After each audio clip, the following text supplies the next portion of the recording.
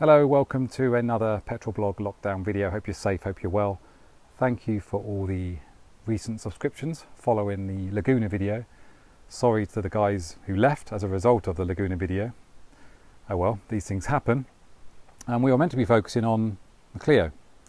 But instead, this is a quick bonus video to focus on the Safrane, which has actually been off the road since the 1st of June, which is when, well, I took it off the road because I'm saving money basically, and also, well, I'll tell you why. There's a very specific reason in a minute.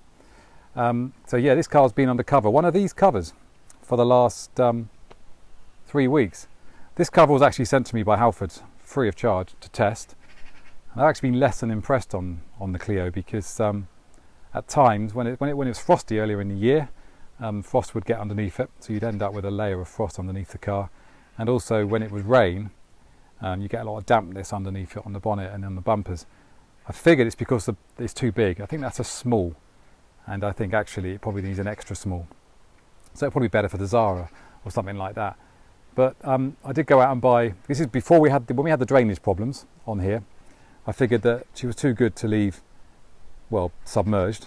So I invested in a Halfords extra large, and it's the biggest one they do. It's about 70 quid, which is quite expensive, but you can pay a lot more for car covers, let's be honest. And actually, it's been undercover for 3 weeks. And I have to say I'm really impressed. There was a little bit of dampness on this corner where I hadn't tucked it underneath properly. So there's a bit of dampness down there. And there's a bit of dust underneath it as well, but I'm not worried about dust at all. And everywhere else it was bone dry underneath. And yeah, I'll show you a close-up of the cover in a minute. But yeah, so I'm very impressed actually. I just wandered down here because I know the Premier League's back at the moment. But that's great, but you know, this is the kind of footage you don't get on any motoring channel. This is more important than watching people run around an empty stadium. This guy has been living under the car cover for the best part of 3 weeks. It's kind of apt to have a Snail on a French car. And I'd just like to point out he has done a poo. He's done a poo on the indicator lens, which I think is a bit disrespectful. So I would say he eats, poos and leaves, obviously, but he's on his way. I probably should rescue him because he's going to be squashed. So at some point today we will do a rescue mission on that. We'll do that kind of Dwayne Johnson kind of rescue mission on him without the muscles. Anyway, I digress as always.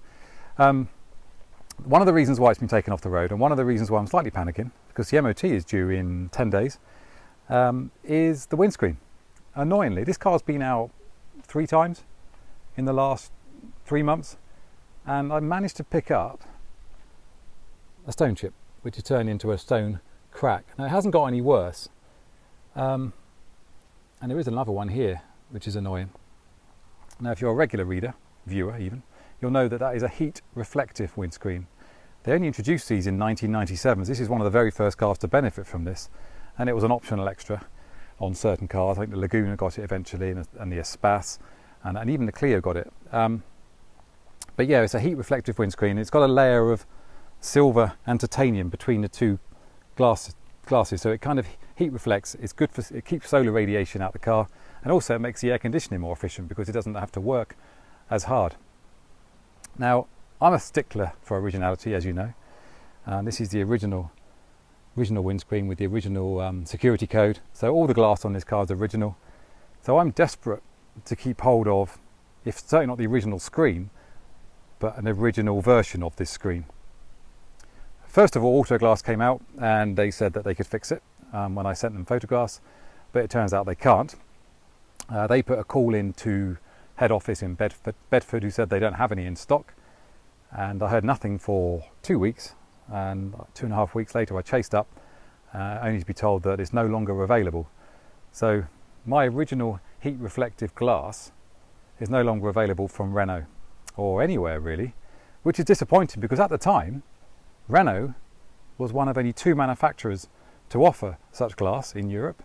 The other was Audi, only on the A8. So it's not a part of history, but it's part of the car's heritage. I'm desperate to get hold of an original heat reflective glass. Can I find one? No chance at all. If any watchers know of any sources where I can get hold of an original Renault Safrane heat reflective glass, please let me know. I'll be desperate to find out. So far I've managed to find an Estonian company who have got the heated version, which was the step up from this one, It's about 600 euros. So it's more expensive, and obviously you'd have to get the wiring to go with it. This isn't set up to be the heated windscreen, so there's a bit of an issue there. But if worse comes to worse, I will try and go for that one. The good news is I'm insured with Haggerty, so most of my cars are insured on a classic car policy, so I'm insured up to £1,500 on the windscreen. So if I have to go to extraordinary lengths to get one, then they will pay for it. So yeah, if someone knows of any heat reflective windscreens for a Safrane, please let me know. Okay, I'm just going to move the Snail before he leaves a layer of slime all over the Safrane. Oh my god, he doesn't want to come off. There we go. So I'm half tempted to put him on the Zara, which is also currently off the road, sawn. She'll be back on the road soon enough. Her MOT is actually expired now, but because of the lockdown measures, her MOT is now, I think it's October, November time. But regardless of that, I'm going to get her booked in for an MOT as soon as I can. There are a couple of other things I want to mention about the Safrane, one of which is specifically in relation to the impending MOT, and that's that the bonnet catch doesn't work independently. It's like a semi-automatic bonnet catch. Allow me to explain.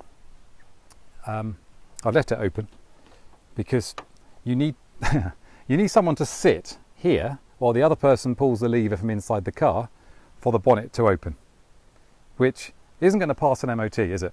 The MOT test is not going to take too kindly to saying, well, just bring in your mate, sit on the bonnet and hope for the best. And then, an opening bonnet is obviously part of the MOT test, so I need to get that fixed.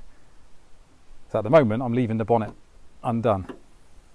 Gas struts on the Safrane, which is something you don't get on the Golf Mark 8, I'd like to point out. The other thing I want to point out is these have been a godsend since the lockdown. Fitting these to most of the cars has been an absolute godsend. That cost £4 from eBay, and hat tip to Adam White. I'll put a link in the description for suggesting that in relation to the Clio.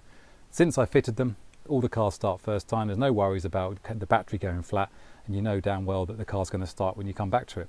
Obviously the flip side to that is nothing works. The alarm isn't working, the immobiliser's not working, and all the clocks need to be reset, but that's a small price to pay when you're running a fleet of French Tat.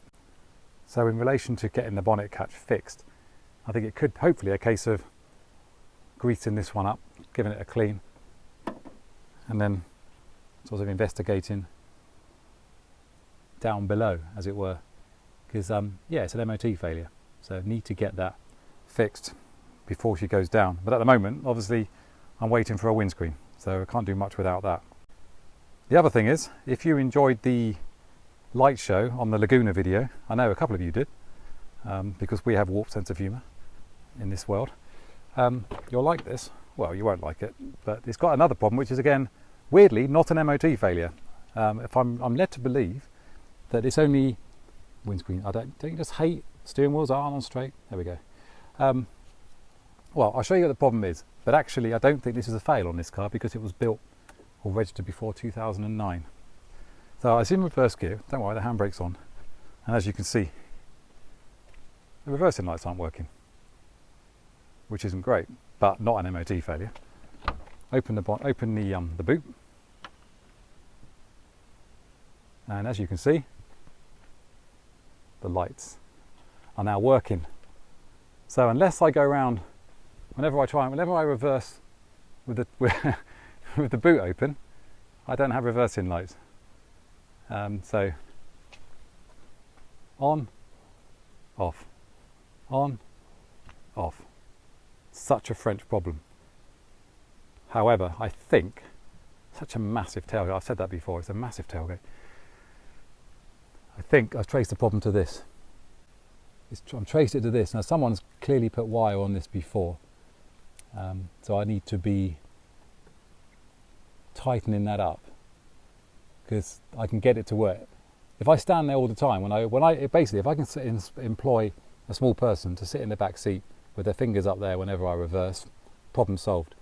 Logistics of that aren't great, especially when you come down to welfare and minimum wage. So I won't be doing that. So I do need to fix it. But again, little list. So that's what? 3 things to sort out on the Safrane. So she's gone from being the perfect £200 car It is slightly imperfect, but you know what? I can live with those things. So she needs a bonnet catch, or the bonnet catch needs to be looked at. She needs a windscreen, which I'm hoping to God someone can help with, because I would love to get that fixed. I'd love to get the OEM glass. I know it sounds really sad. I know it's bizarre to want the original glass. Yeah, I guess I would be upset if it was. I still want the original glass, even if it wasn't heat reflective. I still want the Renault glass. You can just see, you can see elements of it actually. Can you look at the colour? It's very deep purple. Yeah, please, if anyone's got any help, any suggestions, if anyone knows of any scrapped Safranes, France or otherwise, where I can get the windscreen, I'm all ears, as Gary Lineker once said. So that's it really for this video. It's a very short video. It's a very, because you don't always want 25-minute videos on 100-pound Lagunas. I know that. Camry's still waiting its drive shaft. She's got one of those battery disconnections. I had a quick brainwave where I can raise some money for the fleet. Again, I welcome suggestions on this, but I've dragged the old Corrado seats kicking and screaming from the back of the barn, and I figured that actually I don't want the leather seats in her anymore. The leather seats aren't original. I could sell the leather seats from the Corrado, put these back in, and whatever money I make from the Corrado seat can be spent on the 406 Coupe, which, let's be honest, does need to be worked on ASAP. And don't forget, 1,000 subscribers, she'll be started. So that's it, live from PetrolBlog's lockdown garage with, isn't it quite fitting to end with a French car with its bonnet open? Yeah, Clio next. We'll wander down Clio Lane tomorrow. Thanks for watching. Stay safe.